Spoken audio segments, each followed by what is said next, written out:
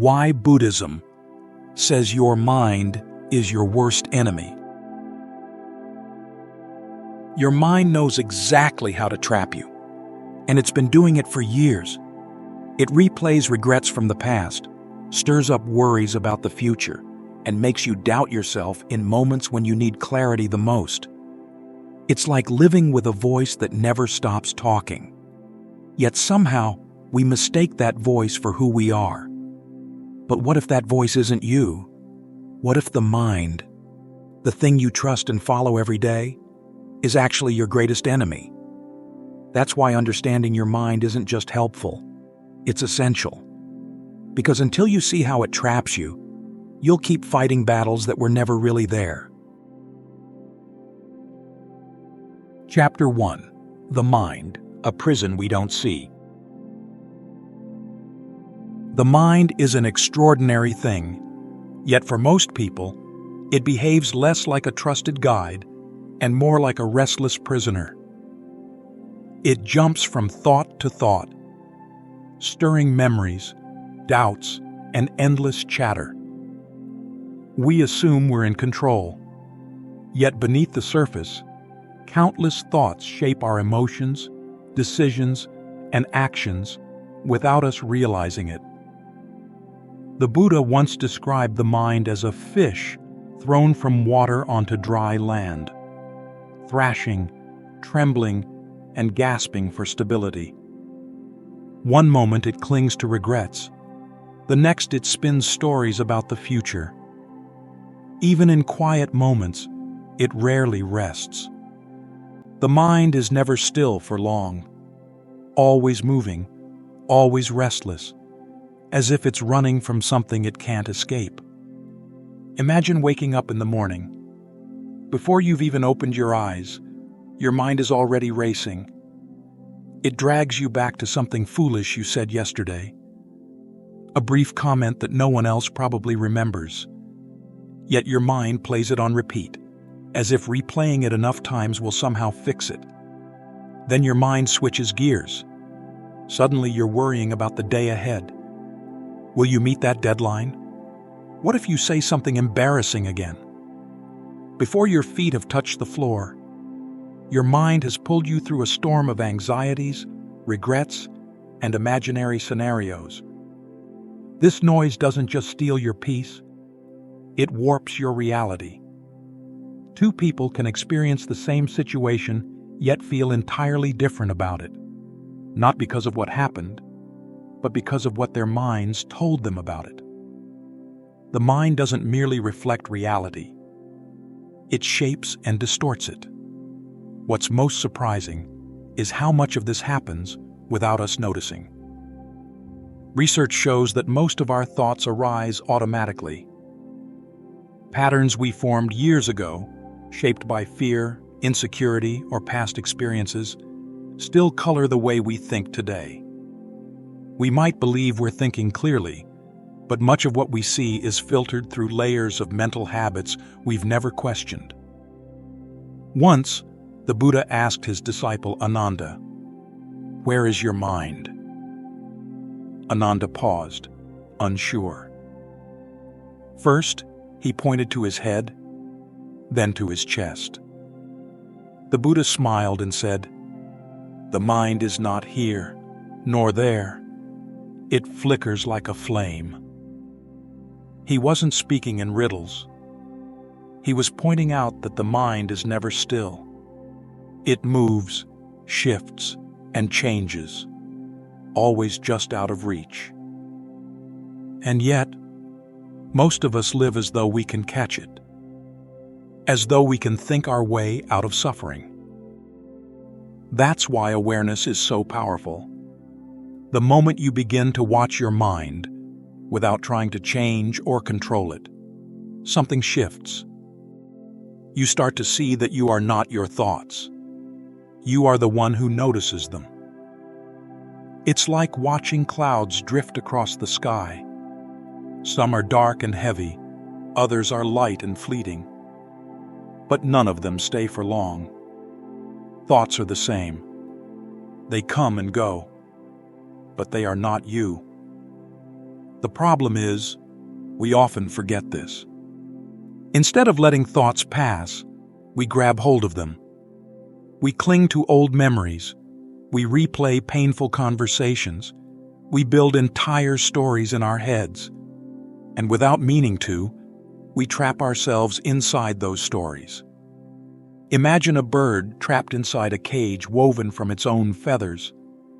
The bird struggles to break free, not realizing that the bars are part of itself, layers of thought, fear, and mental habits it built over time. That's the mind, tangled in its own patterns, unable to see the freedom that's been there all along.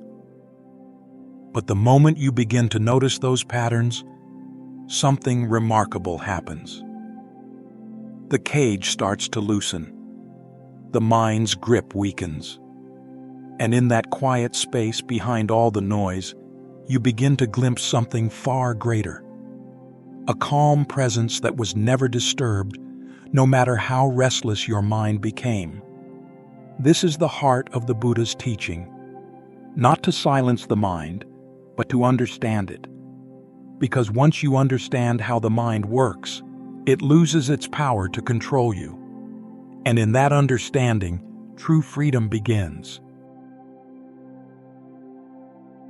Chapter 2: Why the Mind Works Against You. The mind is always working, always analyzing, planning, and remembering. It tries to keep us safe by predicting what might go wrong. But sometimes, this instinct backfires, creating fear even when there's no real threat. The Buddha once said, "All suffering comes from craving." The mind constantly chases comfort and avoids discomfort, even when there's nothing to fear. Imagine sitting quietly at home. There's no problem. Yet your mind starts digging up regrets from years ago or spinning anxious stories about tomorrow. Your chest tightens, your heart races, and suddenly, peace feels impossible. Nothing outside you has changed, yet your mind has created a storm. This instinct, while it once helped our ancestors survive, can now cause unnecessary suffering. Long ago, those who worried about every shadow were more likely to survive. But now, the same instinct can make the mind react as if every small concern is life-threatening, as if missing an email or saying the wrong thing is as dangerous as facing a wild animal. Even in harmless moments, the mind invents problems. Suppose you wave at a friend, but they don't respond. Instantly, your mind leaps to conclusions. Did I upset them? Are they angry with me? What did I do wrong? Before long, your mind is spinning a painful story, yet the truth may be as simple as your friend being distracted. This is why fear feels so powerful. The mind isn't trying to harm you. It's desperately trying to protect you. It floods you with warnings, not because danger is certain, but because your mind would rather imagine the worst than risk being unprepared. The Buddha taught that peace comes from seeing these mental patterns clearly. He often warned his disciples, "Your worst enemy isn't outside you. It's within your own mind." Once, a monk came to the Buddha in distress. He felt trapped by his anxious thoughts and asked how to stop them. The Buddha didn't tell him to fight or suppress those thoughts. Instead, he said, "See them for what they are." It's like mistaking a rope for a snake. In the dark, you panic. Your mind races. Your body freezes. But when someone brings a lamp, the fear vanishes. The rope didn't change. You just saw it clearly. The mind works the same way. When you pause and ask yourself, "Is this thought true?" Do I really know this will happen? The fear often fades. Fighting anxious thoughts only makes them stronger. It's like stirring a muddy pond. The more you agitate the water, the cloudier it gets. But if you stop stirring and let it be, the mud slowly settles, and the water clears on its own. The mind works in much the same way.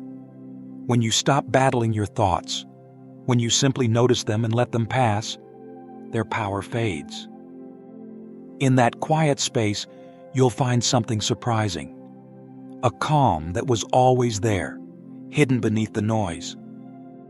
It's not something you create. It's something you uncover. And once you glimpse it, you'll see that peace doesn't come from controlling your mind. It comes from no longer being controlled by it. Chapter 3. Taming the Mind, the Buddhist Path. We've all experienced moments of sudden stillness, perhaps during a quiet walk or simply watching the rain. The usual mental noise pauses, leaving a feeling of clarity and peace. This isn't an escape from thought, but a glimpse of what's always there beneath the turbulence. The Buddha compared the mind to a restless ocean. Winds of worry, regret, and endless thinking churn the surface, creating chaos. But when those winds subside, stillness emerges, revealing the depths below. Mindfulness shows us this difference, being lost in thought versus witnessing thought with detachment. When you're lost, you're pulled in every direction. But when you cultivate the ability to witness your thoughts, like watching a movie instead of being the main character, something shifts. You see them as fleeting clouds, not solid realities. As the Buddha taught, thoughts are just thoughts. They are not you. This shift, from immersion to observation, creates space and freedom. It's like having an internal compass, guiding you through the mind's storms without losing your way. The Buddha emphasized the importance of right mindfulness, samasati, as a key element of the Eightfold Path to liberation. Yet the mind constantly pulls us from awareness. It doesn't just report what's happening, it weaves stories about what's happening. Drop a glass, and the mind doesn't stop at the glass broke. It adds blame, frustration. Why was I so careless? What will people think? The glass is just glass. The mind makes it personal, heavy, trapping you in a self-made story. Suffering often comes not from the experience itself, but from the web of thoughts we spin. Imagine receiving criticism. The words might sting, but it's our internal reaction, self-blame, doubt, anger, that amplifies the pain. The initial discomfort is often unavoidable. Life brings challenges. But the storm of thoughts and judgments, that's optional. The Buddha taught that by understanding the nature of our minds, we can free ourselves from unnecessary suffering. It's not about ignoring pain, but noticing how the mind magnifies it and learning to step back. Imagine standing by a busy road. Cars rush past, loud, fast. That's the mind with racing thoughts. But what if you didn't have to run into the road? What if you could stand quietly, watching the traffic flow? This is the heart of mindfulness, learning to observe your thoughts without being pulled away by them. As the Buddha said, just as a rock remains unmoved by the wind, so too does the wise remain unmoved by praise or blame. In that space, you find a quiet presence, untouched by the chaos. Thoughts still come and go, but they lose their grip. The mind's stories no longer feel so urgent. And as the noise fades, you notice something always present, a steady awareness, a sense of being that remains no matter what. That awareness isn't distant. It's as close as your breath. And the more you recognize it, the more you align with the Buddha's teaching. That true peace comes not from controlling thoughts, but from no longer being controlled by them.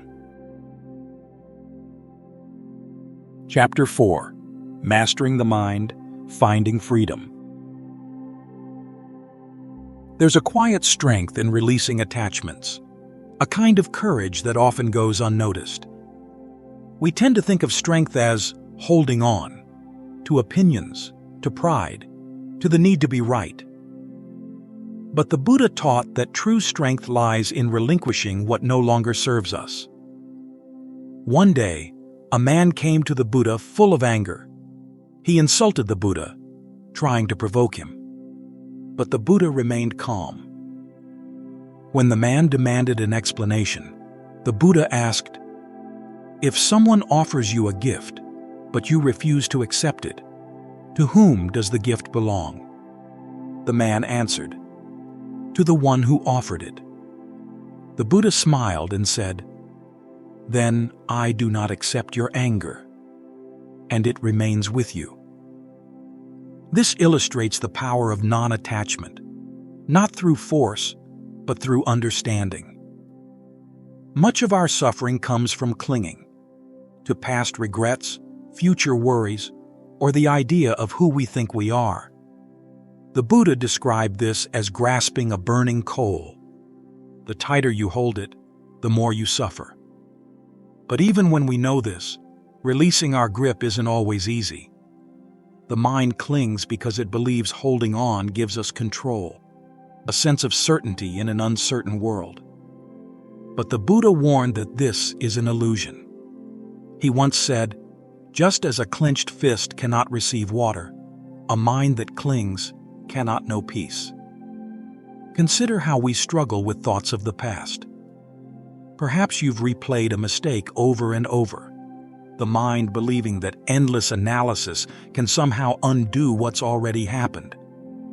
Or maybe you've held tightly to an idea of what your future must look like, only to feel anxious when things don't unfold as planned. The mind seeks a fixed point, a solid ground, but life is constant change. Finding freedom from clinging doesn't mean forgetting or ignoring what's important. It means loosening the grip, allowing things to come and go without the mind being controlled by them. Instead of trying to hold on to a particular thought or feeling, imagine your mind as a vast, open space. Thoughts and emotions are like visitors. They arrive, stay for a while, and then depart. If you don't offer them a seat, if you don't engage with them, they eventually move on. The problem arises when the mind becomes a crowded room, filled with uninvited guests that we keep feeding and entertaining. So, how can we learn to release these burdens? The Buddha taught that it begins with seeing things clearly.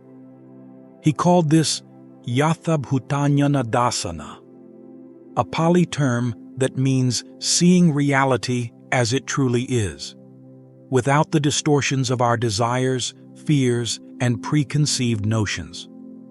This means seeing the mind's activity for what it is, a constant flow of thoughts, feelings, and sensations.